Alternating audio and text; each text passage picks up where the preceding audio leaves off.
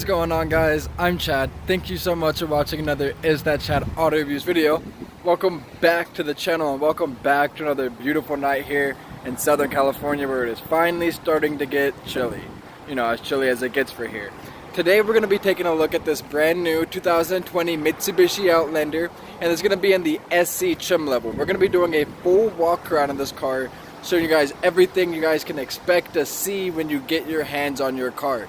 Now, the trim levels go ES, LE, SC, and then SCL and GT. If you guys want to see all of those trim levels, make sure you go back to my channel. As these new 2020s are coming out, I will be uploading those videos. So on this video, we'll be doing a full walk around, as I said, showing you guys all the features you guys can expect to see. If you guys do want to see a test drive, make sure you go back to my channel and take a look, as I'll be uploading that video directly after this. Without further ado, let me show you guys the star of the show. We'll get right into this video.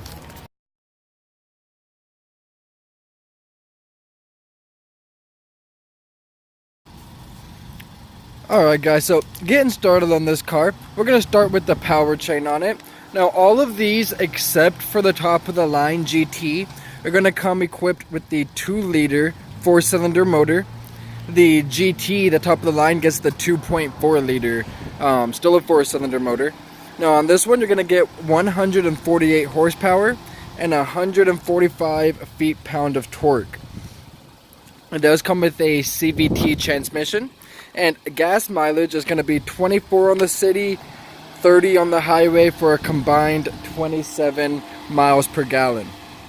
Now we'll go ahead and get started onto the looks of the car. Drop a comment, let me know what you guys think of the look.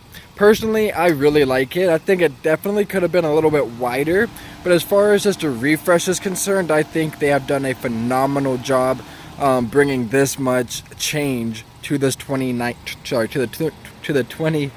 If you guys want to see the differences, go back to my channel and take a look. I did a comparison between the two. Well, one of the differences between the two, though, is going to be these beautiful headlights. These headlights are going to be a full set of LED daytime running light, LED low beam with automatic LED high beam, and then looking down right here below, you'll notice you do get these LED fog lights as well. Now we're going to go ahead and transition into the grille.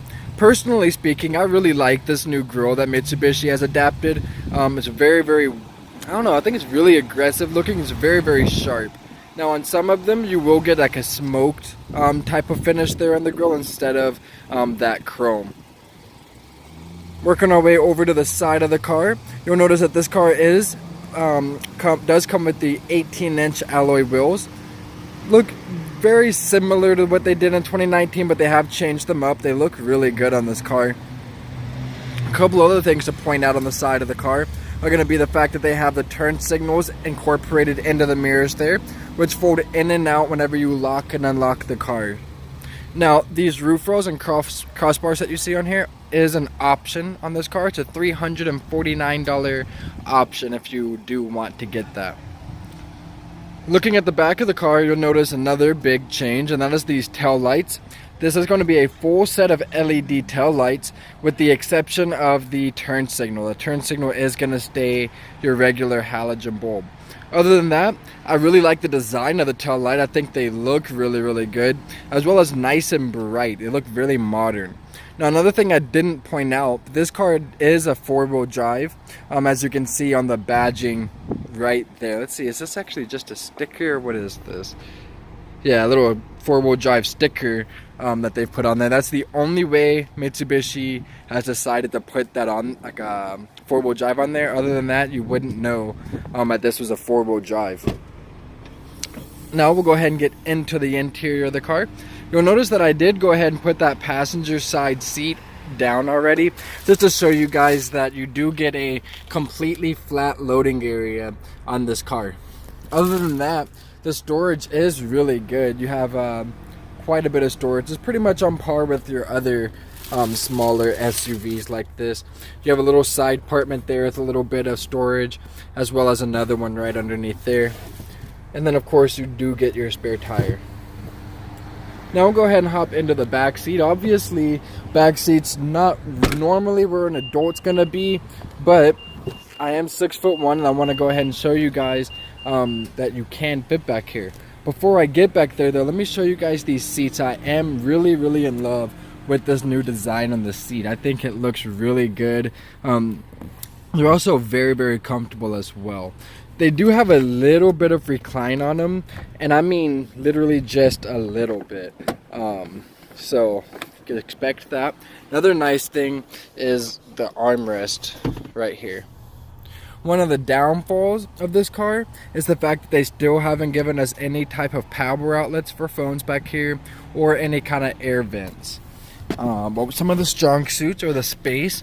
Now I already have this front seat scooted all the way back, and as you can see when I'm sat in here, I have about 2 fingers worth of space back here, so not too bad. Headspace is about the same. Not touching. I have a little bit of space. My hair's not touching. Gotta keep the hair looking nice, as I tell you guys all the time.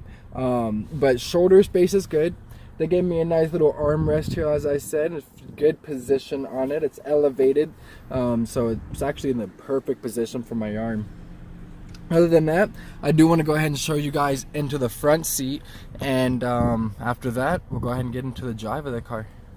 Drop a comment and let me know what you guys think of this car. Do you like the new redesign of it, or do you actually prefer that 2019 instead? Now, looking at the interior, once again, these front seats, I really like that design on them. Looking at the dash, the first things I notice are the fact that it does look kind of dated in here. Yeah, it's kind of dated. There's not a whole lot going on, which is a good thing and a bad thing at the same time. Like this up here, they definitely should go with a digital type of readout on this whole thing. That's what most of the competitors have at this point. But you can't knock them for just the simplicity of it too much.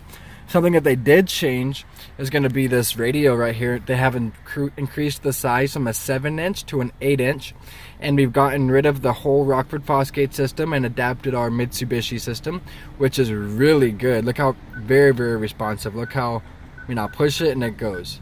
So super responsive. Now I do like the fact that they went ahead and kept our knobs for our volume and to change the channel. It's something that they got away with on the new Outlander. So I like this system a lot more than the Outlander. Some more of the technology I'll bring up real quick. This car does have the smart entry system with the push button start. It also has things such as Bluetooth, Apple CarPlay, Android Auto, automatic dimming rearview mirror, those types of features. But it also has forward collision mitigation with pedestrian detection. It also has lane departure warning, and it has lane keep assist with rear cross traffic alert. So lots of safety features there. Heated seats, and then right here is where you put it into your different drive mode that you select. Really good placement there. Other than that, guys, that is going to go ahead and end it for this video. Like I said, go ahead and make sure you smash that thumbs up for me. Hit that subscribe if you're new here.